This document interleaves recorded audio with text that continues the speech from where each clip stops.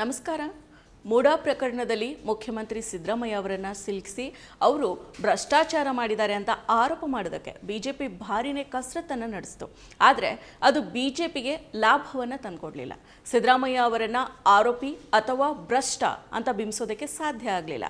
ಈ ಪ್ರಕರಣದ ತನಿಖೆಯನ್ನು ನಡೆಸಿದ ಲೋಕಾಯುಕ್ತ ಬಿ ರಿಪೋರ್ಟನ್ನು ಸಲ್ಲಿಸಿದೆ. ಈ ಪ್ರಕರಣದ ಸದ್ದು ಇದೀಗ ಕಡಿಮೆ ಆಗಿದೆ. ಇದೀಗ ಸಿದ್ದರಾಮಯ್ಯ ವಿರುದ್ಧ ಮತ್ತೊಂದು ಆರೋಪವನ್ನು ಮುನ್ನೆಲೆಗೆ ತರಲಾಗಿದೆ. ಅವರ ವಿರುದ್ಧದ ತನಿಖೆ ನಡೆಸೋದಕ್ಕೆ ಪ್ರಾಸಿಕ್ಯೂಷನ್ಗೆ ಅನುಮತಿಯನ್ನು ಕೋರಿ ರಾಜ್ಯಪಾಲರಿಗೆ ಅರ್ಜಿ ಸಲ್ಲಿಸಲಾಗಿದೆ.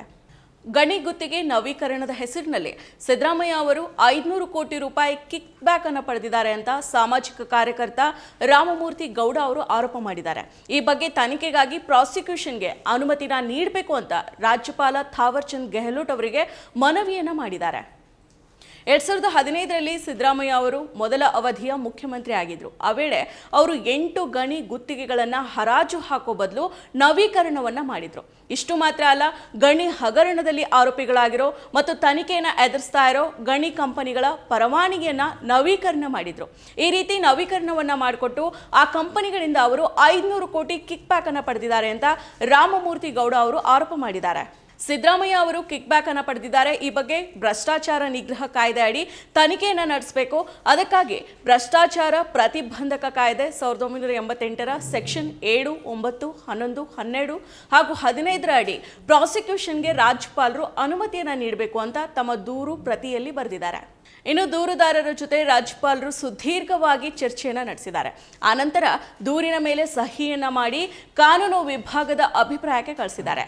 ಸಾಲಿಸಿಟರ್ ಜನರಲ್ ಬಳಿ ಚರ್ಚೆಯನ್ನು ನಡೆಸಿ ತೀರ್ಮಾನ ಮಾಡೋದಾಗಿ ರಾಜ್ಯಪಾಲರು ದೂರುದಾರರಿಗೆ ಭರವಸೆಯನ್ನ ನೀಡಿದ್ದಾರೆ. ಅಲ್ಲದೆ ದಾಖಲೆ ಪರಿಶೀಲಿಸಿ ವರದಿಯನ್ನ ನೀಡುವಂತೆ ಸಾಲಿಸಿಟರ್ ಜನರಲ್ಗೆ ತಿಳಿಸಿದ್ದಾರೆ. ಈ ಹಿಂದೆ ಮೂಡಾ ಪ್ರಕರಣದ ವಿಚಾರವಾಗಿ ಸಿಎಂ ಮೇಲೆ ದೂರು ಬಂದಾಗ ರಾಜ್ಯಪಾಲರು ಯೋಚನೆ ಮಾಡದೆ ಮೇಲ್ನೋಟಕ್ಕೆ ಕಾಣಿಸೋ ಸಿಎಂ ಪಾತ್ರನೇ ಇಲ್ಲದ ಪ್ರಕರಣದಲ್ಲೇ ಸಿಎಂ ವಿರುದ್ಧ ತನಿಖೆಗೆ ರಾಜ್ಯಪಾಲರು ಅನುಮತಿಯನ್ನ ನೀಡಿದರು. ಮೂಡಾ ಪ್ರಕರಣದ ಮೂಲಕ ಮುಖ್ಯಮಂತ್ರಿ ಸಿದ್ದರಾಮಯ್ಯ ಹೆಸರಿಗೆ ಕಳಂಕವನ್ನ ತರೋದಕ್ಕೆ ವಿಪಕ್ಷಗಳು ರಾಜಕೀಯ ಪಿತೂರಿಯನ್ನ ನಡೆಸಿದ್ರು.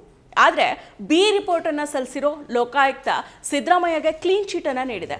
ಇದೀಗ ಈ ವಿಚಾರದಲ್ಲಿ ಸಿದ್ದರಾಮಯ್ಯ ಅವರನ್ನ ಆರೋಪಿ ಅಥವಾ ಭ್ರಷ್ಟ ಅಂತ ಬಿಂಬಿಸೋದಕ್ಕೆ ಸಾಧ್ಯ ಆಗಲಿಲ್ಲ.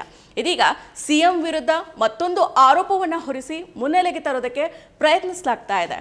ಕುಮಾರಸ್ವಾಮಿ, ಜನಾರ್ದನ್ ರೆಡ್ಡಿ, ಶಶಿಕಲಾ ಜೊಲ್ಲೆ, ಮುರುಗೇಶ್ ನಿರಾಣಿ ಮೇಲಿರೋ ಆರೋಪಗಳ ತನಿಖೆಗೆ ಅನುಮತಿಯನ್ನ ನೀಡಬೇಕು ಅಂತ ಲೋಕಾಯುಕ್ತ ಕೇಳಿದ್ರೂ ಕೂಡ ತನಿಖೆಗೆ ಅನುಮತಿಯನ್ನ ನೀಡದೆ ಹಲವು ವರ್ಷಗಳಿಂದ ಕಡತಗಳನ್ನು ತಮ್ಮ ಬಳಿನೇ ಇಟ್ಕೊಂಡಿರೋ ರಾಜ್ಯಪಾಲರು ಮೂಡಾ ವಿಚಾರದಲ್ಲಿ ಸಿಎಂ ವಿರುದ್ಧ ತನಿಖೆಗೆ ಅನುಮತಿಯನ್ನ ನೀಡಿದ್ರು. ಇದೀಗ ಈ ಹೊಸ ಆರೋಪಕ್ಕೆ ರಾಜ್ಯಪಾಲರು ಅನುಮತಿಯನ್ನ ನೀಡ್ತಾರಾ?